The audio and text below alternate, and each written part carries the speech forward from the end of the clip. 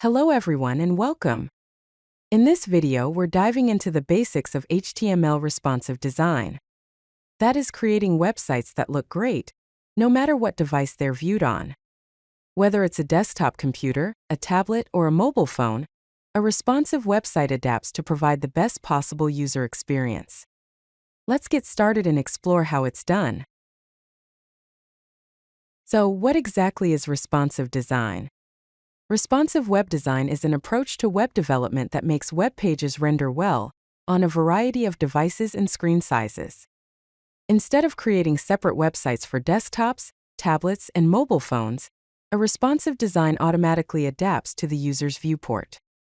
This adaptability is achieved through the use of cascading style sheets, also known as CSS, Media Queries, flexible grids, and responsive images.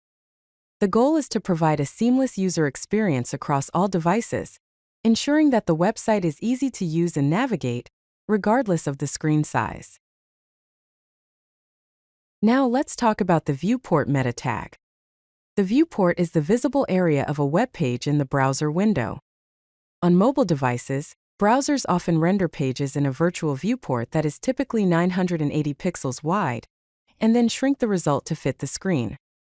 To control how the page is displayed on different devices, we use the Viewport Meta Tag. This tag gives the browser instructions on how to control the page's dimensions and scaling. It's an essential component of responsive design. Let's explore the parameters of the Viewport Meta Tag in more detail. The first important parameter is width equals device width. This sets the width of the viewport to match the width of the device. It ensures that the page renders at the device's screen width, rather than the default 980 pixel virtual viewport. Without this parameter, mobile sites would appear zoomed out. Next, we have initial scale equals 1.0. This sets the initial zoom level when the page is first loaded by the browser. A value of 1.0 shows the website at 100% zoom level, meaning no zoom. Values less than 1.0 zoom out, and values greater than 1.0 zoom in. Then there is user scalable equals yes or no. This controls whether users can zoom in and out of the page. For accessibility reasons, it's generally recommended to allow users to zoom by setting this to yes.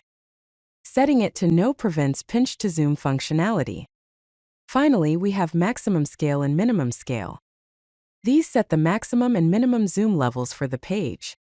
These parameters can limit how much users can zoom in or out. For example, minimum scale equals 0.5 and maximum scale equals 3.0. Now let's delve into responsive units. Using relative units instead of fixed pixel values is essential for responsive design. Relative units scale according to their context, making layouts more flexible across different screen sizes. Some common responsive units include percentage, which is relative to the parent element. Next is em, relative to the font size of the element. Then rem, relative to the root element's font size. Lastly, vw and vh, which represent the percentage of the viewport width and height, respectively. Let's explore CSS Media Queries, which allows you to apply CSS styles based on device characteristics, such as screen width, height, or orientation. They are a fundamental building block of responsive design, enabling different layouts for different devices. Common breakpoints include mobile, which is up to 767 pixels, tablet, which is 768 pixels to 1023 pixels, and desktop, which is 1024 pixels and above. Now let's explore CSS Flexbox. Flexbox is a one-dimensional layout method designed for laying out items in rows or columns. Some key properties include display flex, which creates a flex container. Next is flex direction, which sets the main axis either row or column. Then we have justify content, which aligns items along the main axis. Lastly, align items, which aligns items along the cross-axis. Now let's take a look at CSS Grid Layout. CSS Grid is a two-dimensional layout system designed for complex layouts in rows and columns. Key properties include display grid, which creates a grid container. Then grid template columns, which defines the number of columns. Next is grid template rows, which defines the number of rows. And lastly, gap, which sets the spacing between items.